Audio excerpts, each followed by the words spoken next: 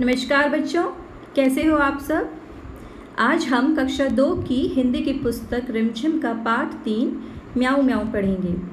तो बच्चों, आपको जो है पता ही होगा कि हमारे आसपास जितने भी पशु या पक्षी रहते हैं उन सब का बोलने का तरीका यानी उन सब की जो बोली होती है वो अलग होती है।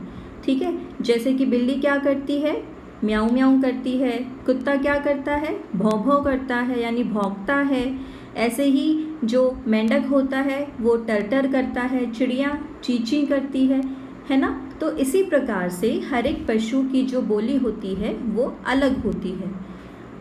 इसके अलावा आप सबको किसी न किसी चीज़ से डर ज़रूर लगता होगा।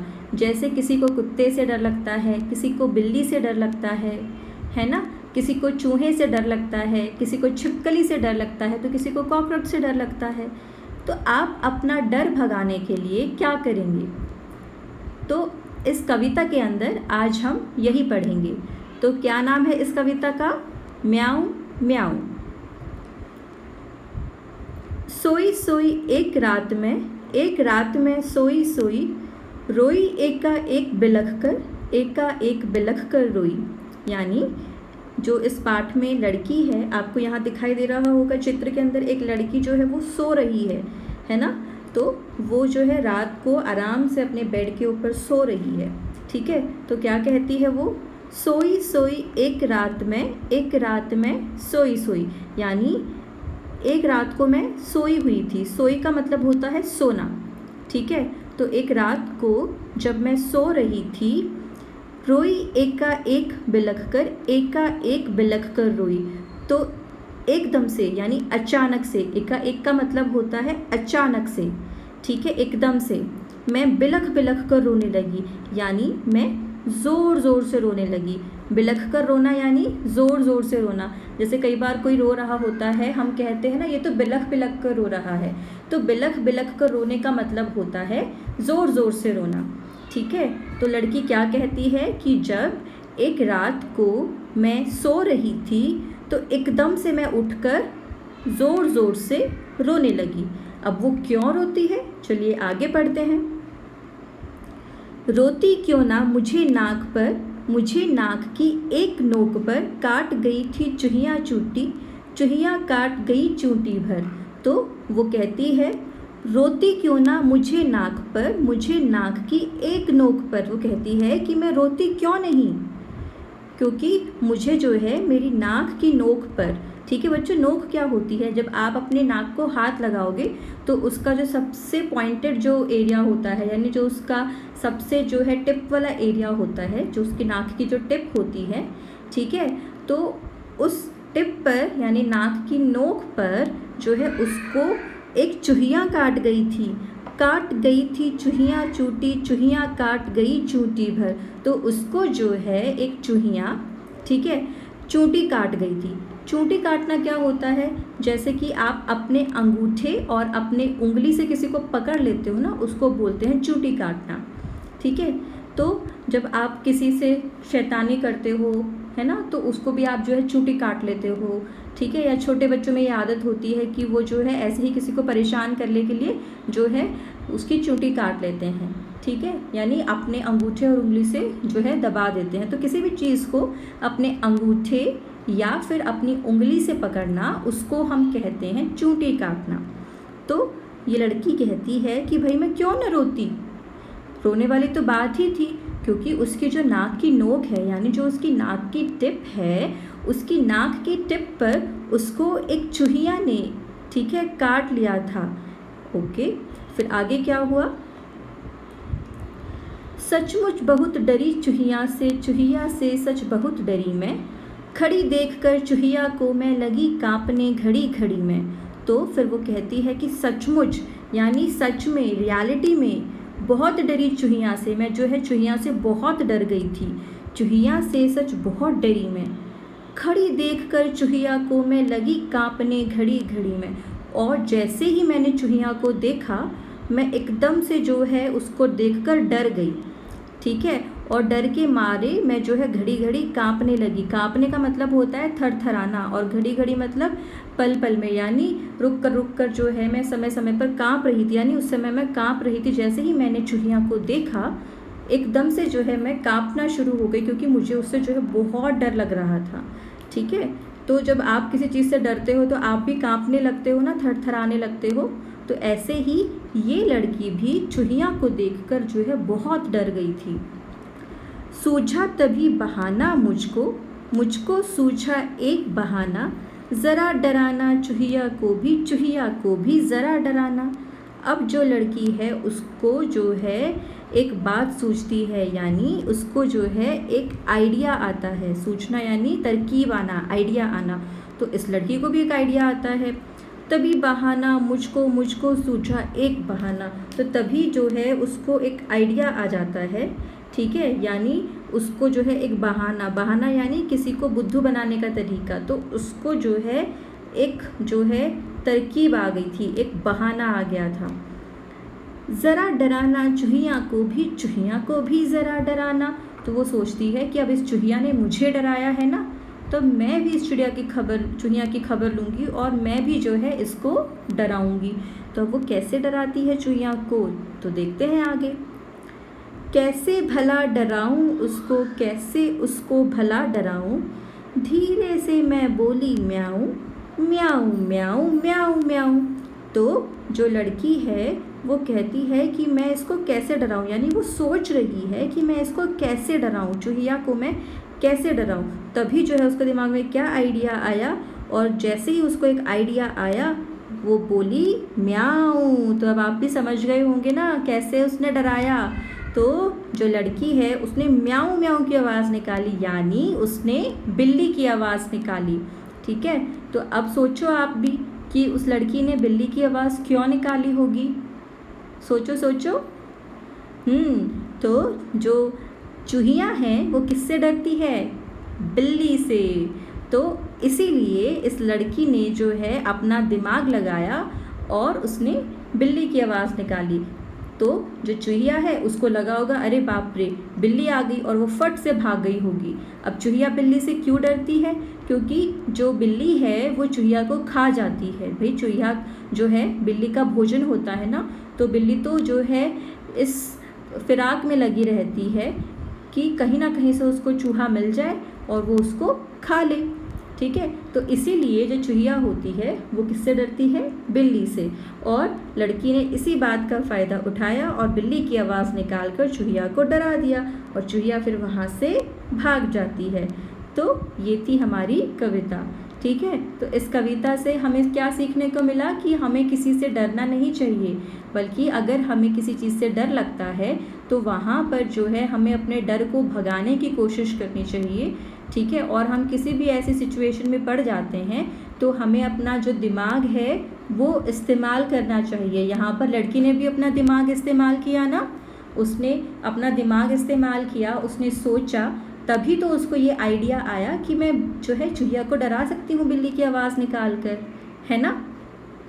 चलिए, तो अब जो है इस पार्ट के अंदर हमने क्या नए शब्द देखे वो देख लेते हैं एक बार। पहला है सोई। तो सोई का मतलब क्या होता है, सोना यानी स्लीप।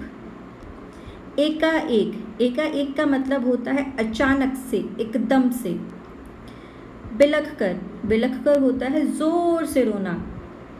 नोक होता है सिरा यानी टिप। ठीक है। चूंटी, अंगूठे और उंगली से किसी चीज़ को पकड़ना। ठीक है, उसको हम कहते हैं चूंटी काटना। सचमुच का मतलब होता है सच में, वास्तव में। घड़ी का मतलब होता है पल पल। सूझा यानी कोई आइडिया आना, यानी कोई तरकीब आना। बहाना मतलब किसी को जो है बुद्धू बनाना, यानी बेवकूफ़ बनाना। ज़रा का मतलब होता है थोड़ा। ओके, अब कविता में जो है हम आगे बढ़ते हैं। अब इसके जो अभ्यास है, ठीक है, जो इसकी एक्सरसाइज है वो हम एक बार देख लेते हैं। क्या है उसमें, सुहानी की बात। तुम्हें अपनी दोस्त सुहानी याद है ना, उसका एक दोस्त भी था, उस नटखट दोस्त का नाम लिखो। तो बच्चों आपको जो है सुहानी का जो है दोस्त उसका नाम लिखना है, ठीक है। तो बच्चों जो सुहानी है वो कौन था? सुहानी जो है एक बिल्ली थी और उसका जो है गोलू नाम का एक नटखट जो है चूहा दोस्त था, ठीक है। तो क्या उत्तर होगा? सुहानी का दोस्त गोलू नाम का एक नटखट चूहा था। अगला प्रश्न है, इस कविता में बिल्ली की आवाज़ किसने निकाली, उसका भी नाम सोचो। तो अब आप सोचो कि इस कविता में बिल्ली की आवाज़ किसने निकाली थी? वो तो लड़की ने निकाली थी ना। तो क्या उत्तर हो जाएगा? इस कविता में बिल्ली की आवाज़ लड़की ने निकाली है, ठीक है। अगला प्रश्न है, अगर सुहानी इस लड़की की दोस्त होती तो क्या करती? तो अगर सुहानी जो है इस लड़की की दोस्त होती तो वो जो है उसको बिल्कुल नहीं डरने देती, ठीक है, और वो चूहिया को भी भगा देती, क्योंकि सुहानी एक बिल्ली थी तो बिल्ली को देखकर तो चूहिया जो है भाग जाती, ठीक है। तो सुहानी जो है इस लड़की की दोस्त होती तो वो जो है उसे बिल्कुल नहीं डरने देती और चूहिया को भगा देती। आगे बढ़ते हैं, डरना मत। कविता में लड़की ने म्याऊं की आवाज़ निकाली थी। म्याऊं की आवाज़ सुनकर चूहिया पर क्या असर हुआ होगा? तो अब बच्चों सोचो, जब लड़की ने जो है म्याऊं म्याऊं की आवाज़ निकाली तो चूहिया ने जो है उसके प्रति क्या रिएक्शन दिया होगा, यानी चूहिया पर उसका क्या असर हुआ होगा? तो चूहिया जो है म्याऊं की आवाज़ सुनकर क्या हुआ होगा? वो डर गई होगी, उसको लगा होगा कि बिल्ली आ गई है और वो जो है फट से वहाँ से भाग गई होगी। तो क्या उत्तर होगा इसका? चलिए देखते हैं।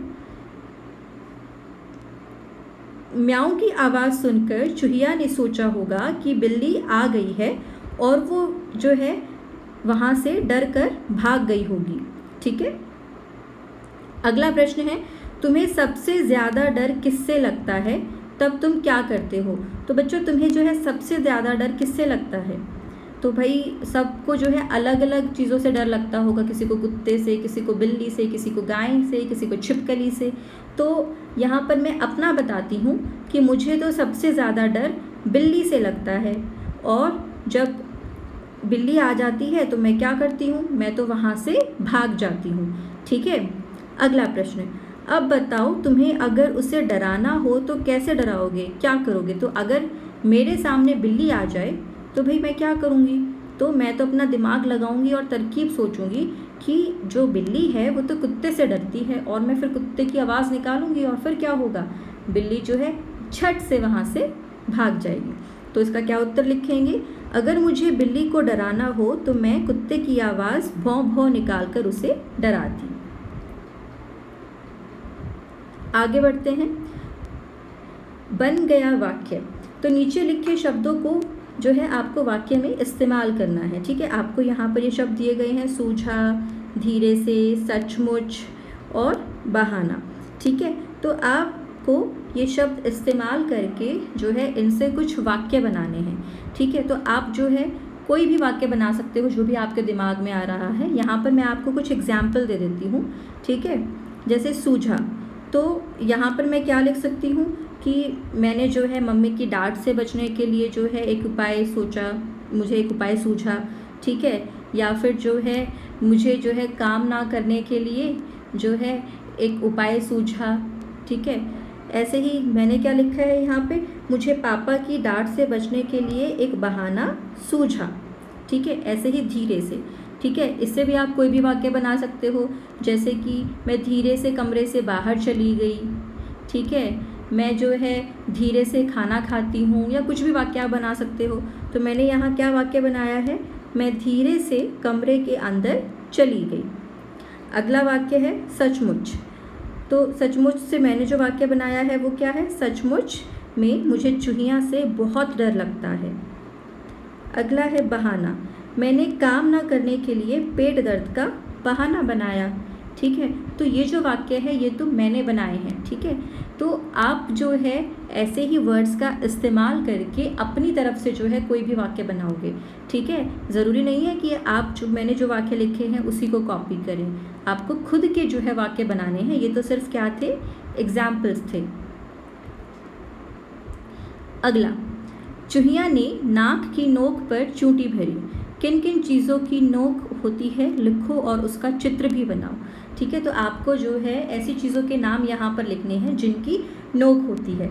ठीक है, और साथ में आपको उनका चित्र भी बनाना है। तो मैं आपको नाम जो है बता देती हूँ, कुछ नाम मैं आपको बता देती हूँ और कुछ जो है आप अपनी मर्ज़ी से भी लिख सकते हैं। ठीक है, तो क्या क्या हो सकते हैं, जैसे कि सुई। तो सुई जो होती है उसकी जो है नोक होती है ना, ऐसे ही जिस पेन से हम लिखते हैं उसकी भी नोक होती है, जिस पेंसिल से हम लिखते हैं उसकी भी नोक होती है। ठीक है, जो तीर होता है, ठीक है, धनुष और जो तीर होता है, ठीक है, जिससे हम निशाना साधते हैं उसकी भी नोक होती है। झाड़ू की जो सीख होती है उसकी भी नोक होती है, चाकू की भी नोक होती है। ऐसी ही बहुत सारी चीज़ें होती हैं जिनकी नोक होती है। ठीक है, तो आपको जो है और भी जो है यहाँ पे चीज़ों के नाम ऐड करने हैं जिनकी नोक होती है।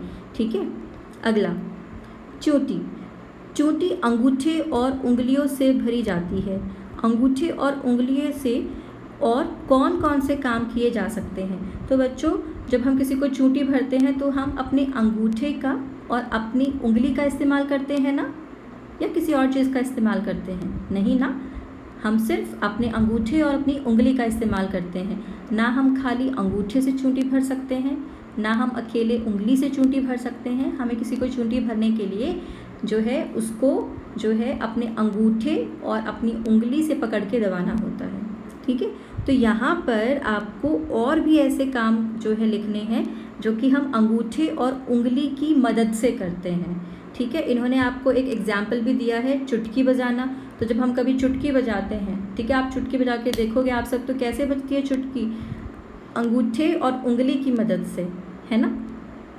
ऐसे ही और कौन से काम हैं जो अंगूठे और उंगली की मदद से हो सकते हैं, जैसे कि लिखना। ठीक है, अब आप अपनी सिर्फ उंगली से तो पकड़ के लिख नहीं सकते हैं, आपको अंगूठे का सहारा देना ही होता है। तो एक एग्जाम्पल तो हो गया लिखना। और क्या हो गया? खाना खाने के लिए, जैसे अगर हमें जो है खाना खाना है तो हम सिर्फ उंगली से तो खाना उठा नहीं सकते, या हम सिर्फ अंगूठे से खाना नहीं उठा सकते, है ना बच्चों। तो हमें अपने अंगूठे और अपनी उंगली दोनों का ही इस्तेमाल इसके लिए करना पड़ता है। और क्या हो सकता है, जैसे कि माला पिरोना। ठीक है, अगर हमें माला पिरोनी है तो एक उंगली में हम माला को पकड़ते हैं, एक उंगली से हम उसको अंगूठे से हम उसको चलाते हैं। या फिर जो है अगर हमें माला के अंदर मोती डालना है तो भी हमें जो है मोती को पकड़ना पड़ेगा अंगूठे और उंगली की मदद से। तो जो है यहाँ पर भी हमें अपने अंगूठे और उंगली का जो है सहारा लेना पड़ता है। अगला है शब्दों का उलटफेर।